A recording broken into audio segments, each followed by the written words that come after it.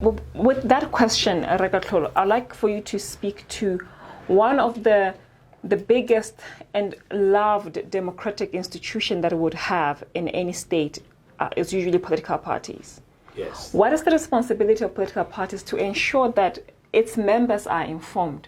One, to ensure that its members know of the other different pillars of governance, of good governance, and other different pillars that are supposed to bring about transparency and accountability. What is the responsibility of political parties? Well, in the same way as other pillars, they have that responsibility to educate their membership, especially on issues of governance. Yeah. So that I stand for elections and then get more council like an parliament. Yeah? Yes. So what do I know about the whole issues of governance? Hey. Does the fact that I've been made a councillor or a parliamentarian the next day make me know everything about governance? No, it doesn't. True. So we actually have to educate our people right from the grassroots. If I aspire to be a councillor come 10 years ago, my organization must start teaching me about issues of governance like now. Yes. So that by the time I move in there, I'm already oriented on what? On the whole concept, good governance. Definitely. And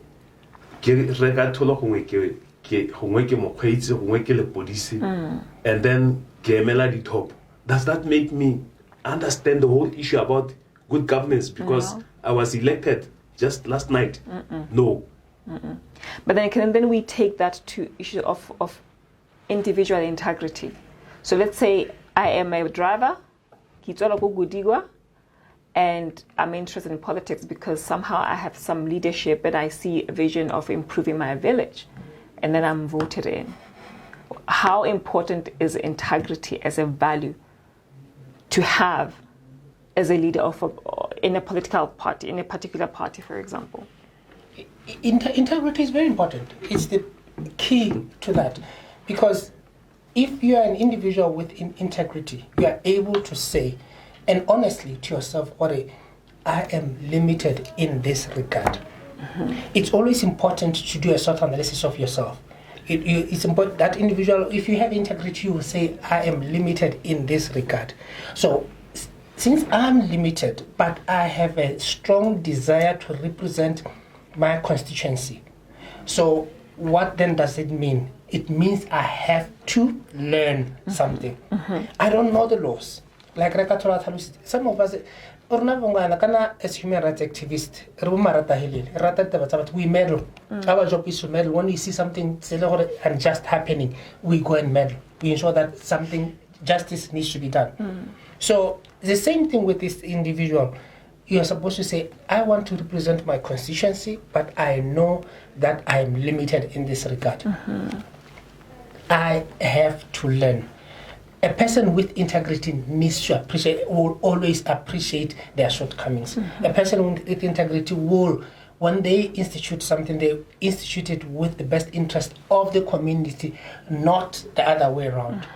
The idea is for them to stand for their constituency and not their personal interest. The moment you start, the problem is that the moment people get into power, then that's where you see the true, the people's, you see the real them basically coming out. The real them coming out. We don't necessarily. I don't think if somebody was campaigning to be put either in parliament or council, if they had integrity, I don't think that will disappear overnight.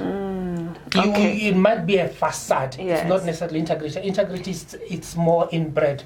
It's a value that you... Integrity. Yes. That is why you go to the Bible. They call it the law of solid ground. The law of solid ground. The law of solid ground. Standing firm. Yeah. And I have some few notes here, just to give you that why leadership needs to be to have integrity. It helps a leader. It helps a leader to be credible, not to be clever.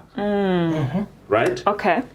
Integrity means living it myself before leading others. With integrity, when I take decision, the first question that I ask myself, how is this decision going to impact on my stakeholders? Okay. Not what is in for me. Okay. That is integrity. Yes. Integrity, like I said earlier on, has influence on values. Integrity builds trust. Leadership needs to have integrity so that it builds that trust between itself and the community. Because once I lose trust, then that's it. Yeah. There is no way that I will respect you because I don't trust you anyway. That is why it is key. Integrity builds trust. Integrity results in solid reputation, not just image. That's integrity. Yeah. That is why it is key that when you occupy a public office, you must always be guided by a quest for integrity. Quest for integrity.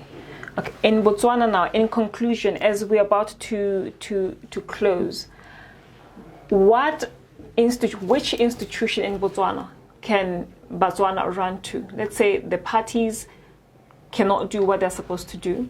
Let's say the police cannot do what they're supposed to do. Let's say members of parliament cannot do what they're supposed to do.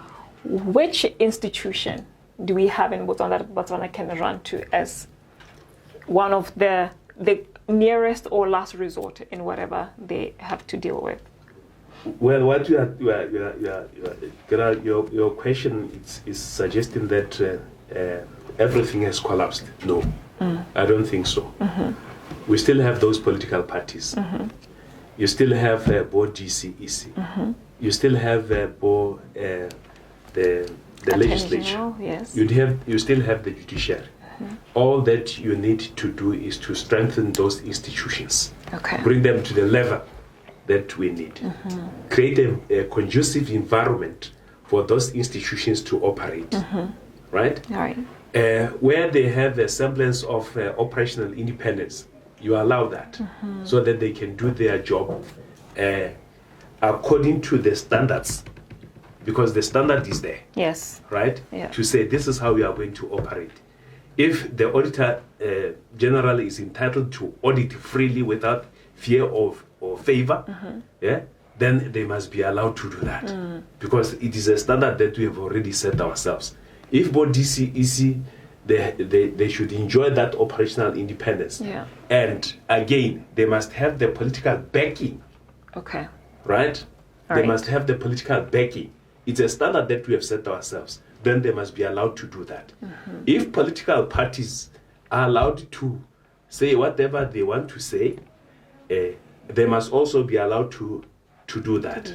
But they must also understand that they have a right to inform, and inform properly Yes. and correctly, not to mislead. Definitely.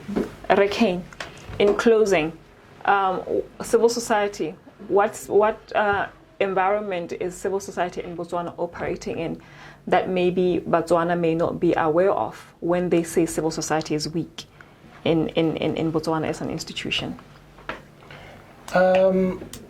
As civil society, we are operating in our space keeps shrinking year in, year out, basically.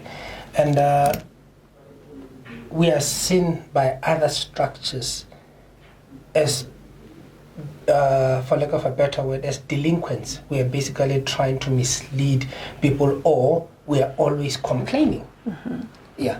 So people need to understand that our job as the civil society is to look out for the interests of the community of Botswana, to say, this is what every Motswana is supposed to get.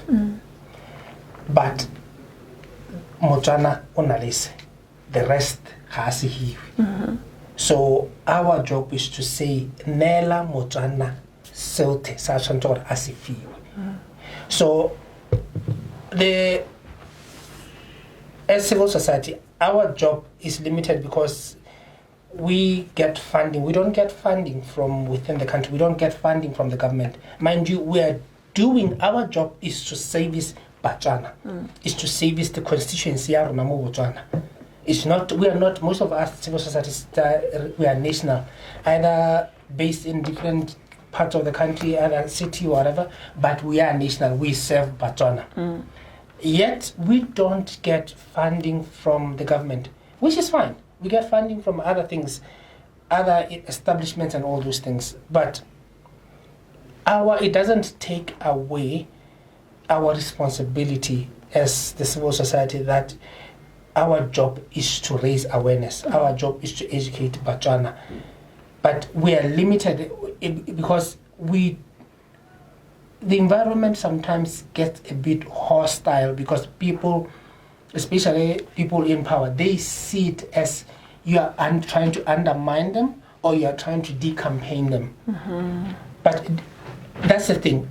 People don't look at civil society and try to understand the mandate of civil society.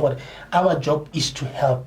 Okay. You as the legislator, you as the executive, you as the judiciary, our job is to ensure that whatever laws that the legislator has done, because once the members of parliament have done the law, they don't go back to the constituency and say this is the one law that we have in the end decided upon and this is what it says, yada yada. Yeah. Then we take over and say our job, there is a new law that says this is Children's Act 2010 that says 1, 2, 3.